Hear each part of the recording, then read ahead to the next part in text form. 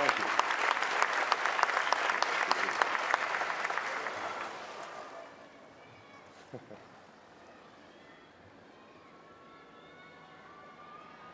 Thank you.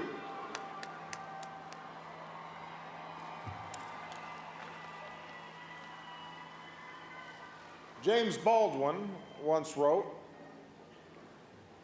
"For while the tale of how we suffer and how we are delighted and how we may triumph is never new, it always must be heard." For while the tale of how we suffer and how we are delighted and how we may triumph is never new, it always must be heard. Today, as so many generations have before, we gather on our national mall to tell an essential part of our American story, one that has at times been overlooked. We come not just for today, but for all time.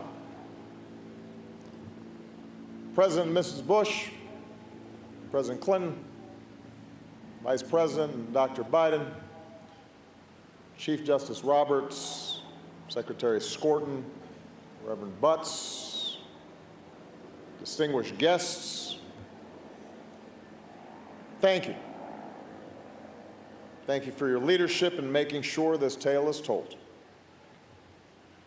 We're here in part because of you and because of all those Americans, the Civil War vets, the civil rights foot soldiers, the champions of this effort on Capitol Hill, who for more than a century kept the dream of this museum alive. It includes our leaders from Congress, Paul Ryan, Nancy Pelosi. It includes one of my heroes, John Lewis, who, as he has so often, took the torch from those who came before him and brought us past the finish line. It includes the philanthropists and benefactors and advisory members who have so generously given not only their money but their time. It includes the Americans who offered up all the family keepsakes tucked away in Grandma's attic. And of course, it includes a man without whose vision and passion and persistence we would not be here today, Mr. Lonnie Bunch.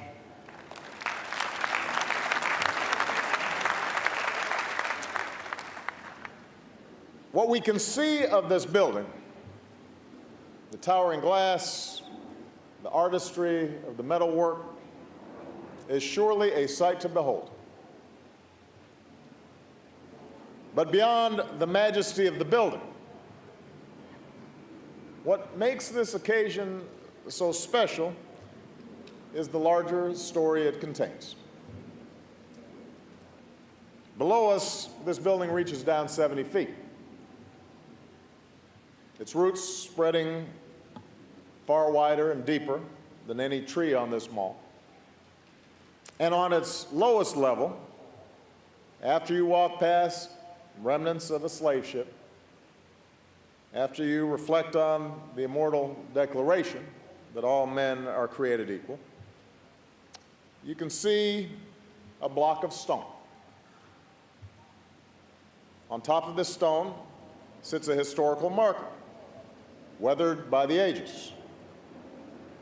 And that marker reads, "General Andrew Jackson and Henry Clay spoke from this slave block during the year 1830. I want you to think about this.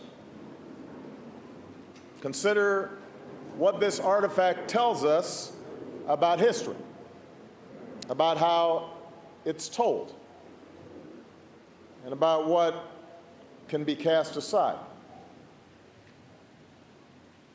On a stone where day after day, for years, men and women were torn from their spouse or their child, shackled and bound and bought and sold and bid like cattle on a stone worn down by the tragedy of over 1,000 bare feet. For a long time, the only thing we considered important, the singular thing we once chose to commemorate as history with a plaque, were the unmemorable speeches of two powerful men. And that block, I think, explains why this museum is so necessary. Because that same object, reframed, put in context, tells us so much more. As Americans, we rightfully passed on the tales of the giants who built this country, who led armies into battle, who waged seminal debates in the halls of Congress and the corridors of power. But too often we ignored or forgot the stories of millions upon millions of others who built this nation just as surely, whose humble eloquence, whose calloused hands, whose steady drive helped to create cities, erect industries, build the arsenals of democracy. And so this National Museum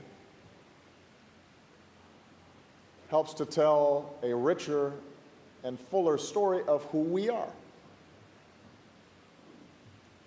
It helps us better understand the lives, yes, of the president, but also the slave, the industrialist, but also the porter, the keeper of the status quo, but also the activist seeking to overthrow that status quo, the teacher or the cook alongside the statesman. And by knowing this other story, we better understand ourselves and each other. It binds us together. It reaffirms that all of us are American,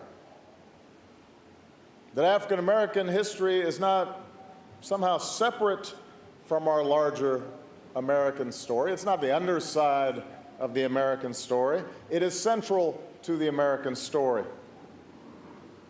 That our glory derives not just from our most obvious triumphs, but how we've wrested triumph from tragedy, and how we've been able to remake ourselves again and again and again in accordance with our highest ideals. I, too, am American. The great historian John Hope Franklin, who helped to get this museum started, once said, "Good history is a good foundation for a better present and future." He understood the best history doesn't just sit behind a glass case. It helps us to understand what's outside the case. The best history helps us recognize the mistakes that we've made and the dark corners of the human spirit that we need to guard against. And yes, a clear-eyed view of history can make us uncomfortable. It'll shake us out of familiar narratives. But it is precisely because of that discomfort that we learn and grow and harness our collective power to make this nation more perfect. That's the American story that this museum tells, one of suffering and delight, one of fear but also of hope, of wandering in the wilderness and then seeing out on the horizon a glimmer of the promised land.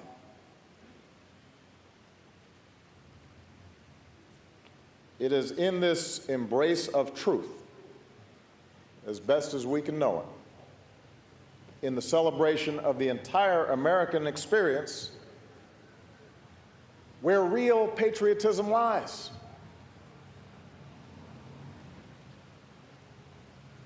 As President Bush just said, a great nation doesn't shy from the truth. It strengthens us. It emboldens us. It should fortify us. It is an act of patriotism to understand where we've been. And this museum tells the story of so many patriots. Yes, African Americans have felt the cold weight of shackles and the stinging lash of the field whip, but we've also dared to run north and sing songs from Harriet Tubman's hymnal. We've buttoned up our Union blues to join the fight for our freedom.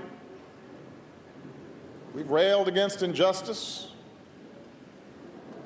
for decade upon decade, a lifetime of struggle and progress and enlightenment that we see etched in Frederick Douglass's mighty leonine gaze. Yes, this museum tells a story of people who felt the indignity, the small and large humiliations of a whites-only sign, or wept at the side of Emmett Till's coffin, or fell to their knees on shards of stained glass outside a church where 4 little girls died. But it also tells the story of the black and white youth sitting alongside each other, straight-backed, so full of dignity, on those lunch counter stools. The story of 6-year-old Ruby Bridges, pigtails, fresh pressed dress, walking that gauntlet to get to school. Tuskegee Airmen soaring the skies, not just to beat a dictator, but to reaffirm the promise of our democracy and remind us that all of us are created equal. This is the place to understand how protest and love of country don't merely coexist, but inform each other. How men can proudly win the gold for their country, but still insist on raising a black-gloved fist. How we can wear an I Can't Breathe t-shirt and still grieve for fallen police officers. Here's the America where the razor-sharp uniform of the chairman of the Joint Chiefs of Staff belongs alongside the cape of the Godfather of Soul.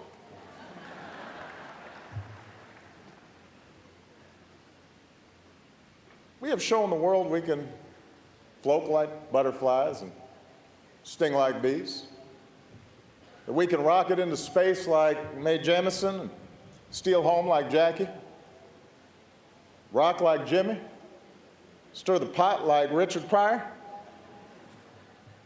Or we can be sick and tired of being sick and tired like Fannie Lou Hamer and still rock steady like Aretha Franklin.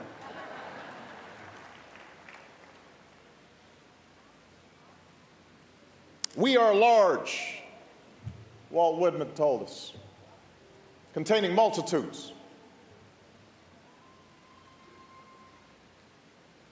We are large, containing multitudes, full of contradictions. That's America. That's what makes us go. That's what makes us extraordinary.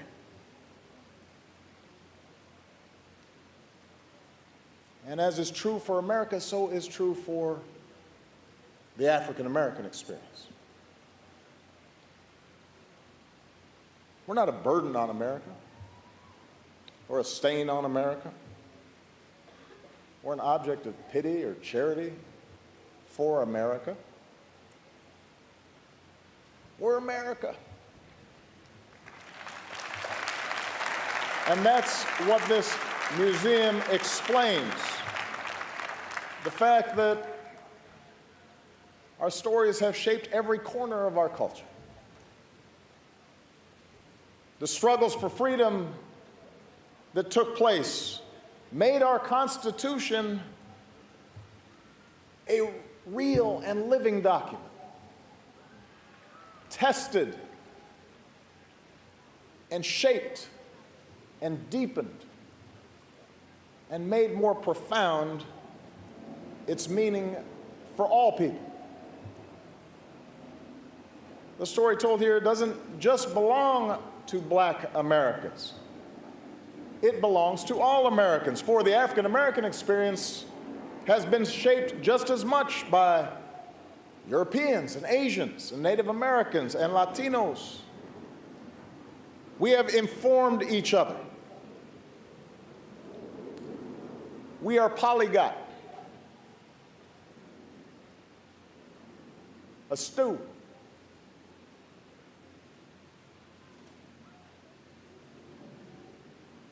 Scripture promised that if we lift up the oppressed, then our light will rise in the darkness, and our night will become like the noonday. And the story contained in this museum makes those words prophecy.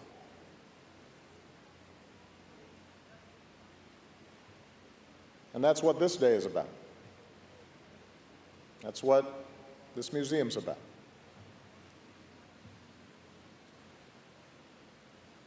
I too am American. It is a glorious story, the one that's told here. It is complicated, and it is messy, and it is full of contradictions, as all great stories are, as Shakespeare is, as Scripture is. And it's a story that perhaps needs to be told now more than ever.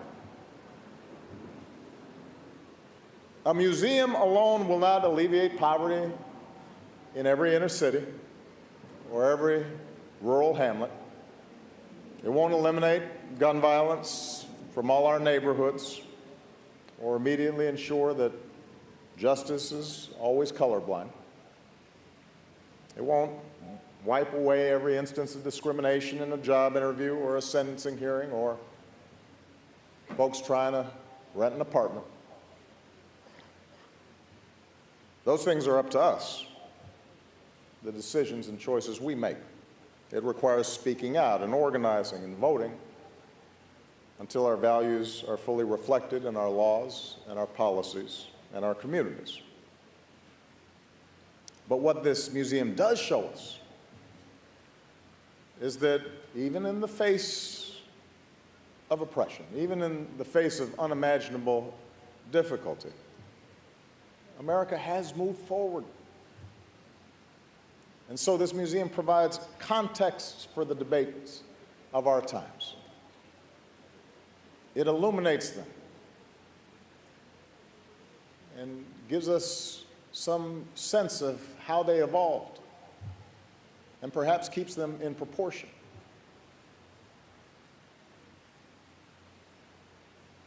Perhaps it can help a white visitor understand the pain and anger of demonstrators in places like Ferguson and Charlotte.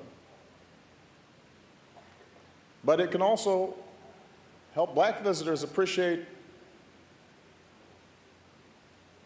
the fact that not only is this younger generation carrying on traditions of the past, but within the white communities across the nation, we see the sincerity of law enforcement officers and officials who, in fits and starts, are struggling to understand and are trying to do the right thing. It reminds us that routine discrimination and Jim Crow aren't ancient history. It's just a blink in the eye of history. It was just yesterday. And so we should not be surprised that not all the healing is done. We shouldn't despair that it's not all solved. And knowing the larger story should instead remind us just how remarkable the changes that have taken place truly are, just in my lifetime, and thereby inspire us to further progress. And so hopefully this museum can help us talk to each other, and more importantly, listen to each other, and most importantly, see each other. Black and white and Latino and Native American and Asian American. See how our stories are bound together. And bound together with women in America, and workers in America, and entrepreneurs in America, and LGBT Americans.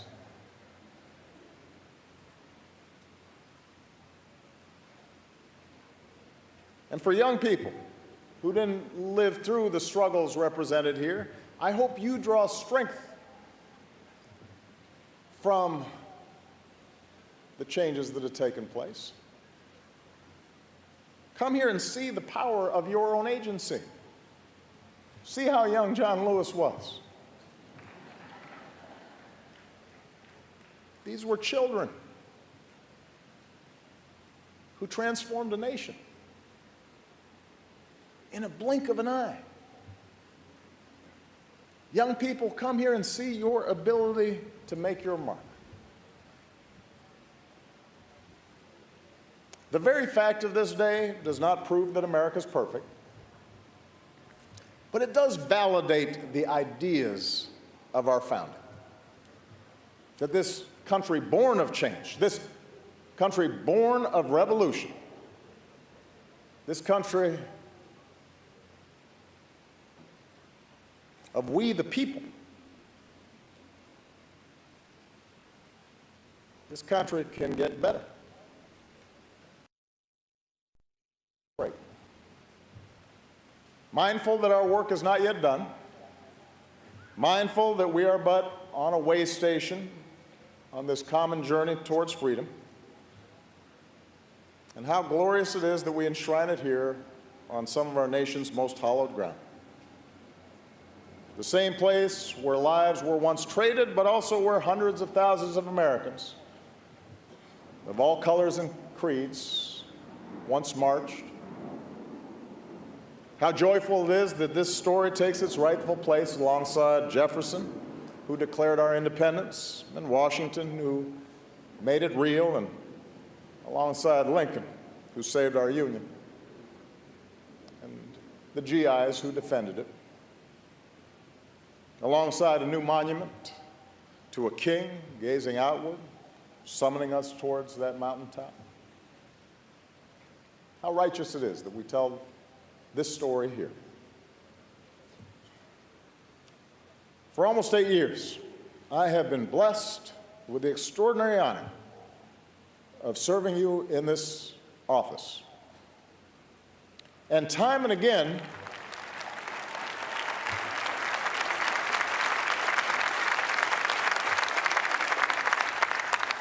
I've flown low over this mall on Marine One,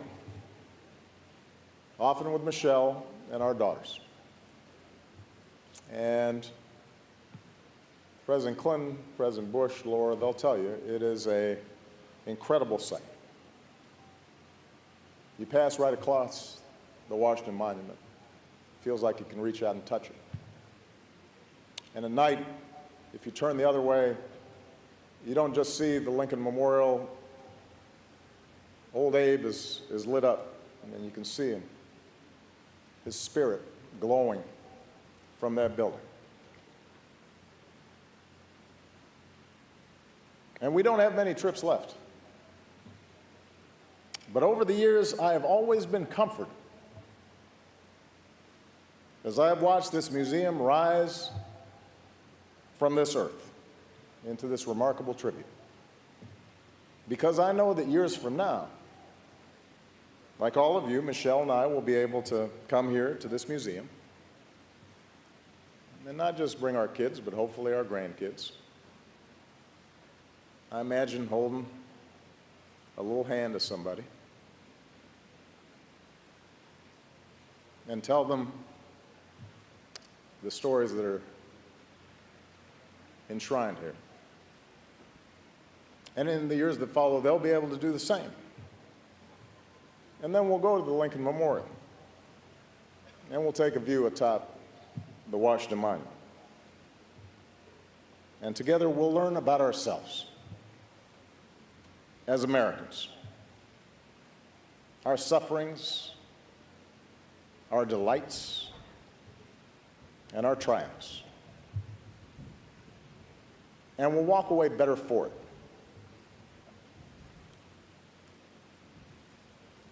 Better because we better grasp the truth. We'll walk away that much more in love with this country. The only place on earth where this story could have unfolded.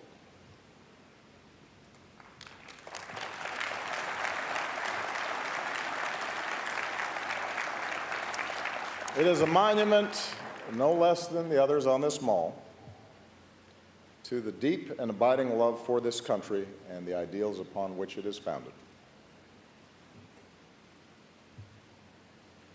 For we too are American. So enough talk. President Bush was timing me. He had the over-under at 25. Let us now open this museum to the world. Today, we have with us a family that reflects the arc of our progress. The Bonner family. 4 generations in all, starting with gorgeous 7-year-old Christine and going up to gorgeous 99-year-old Ruth.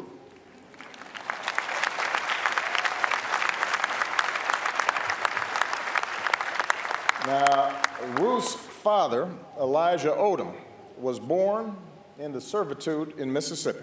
He was born a slave. As a young boy, he ran, though, to his freedom. He lived through Reconstruction, and he lived through Jim Crow. But he went on to farm and graduate from medical school and gave life to the beautiful family that we see today, with a spirit reflected in beautiful Christine, free and equal in the laws of her country and in the eyes of God. So in a brief moment, their family will join us in ringing a bell from the First Baptist Church in Virginia, one of the oldest black churches in America, founded under a grove of trees in 1776. And the sound of this bell will be echoed by others in houses of worship and town squares all across this country. An echo of the ringing of bells that signaled emancipation more than a century and a half ago. The sound and the anthem of American freedom. God bless you. God bless the United States of America.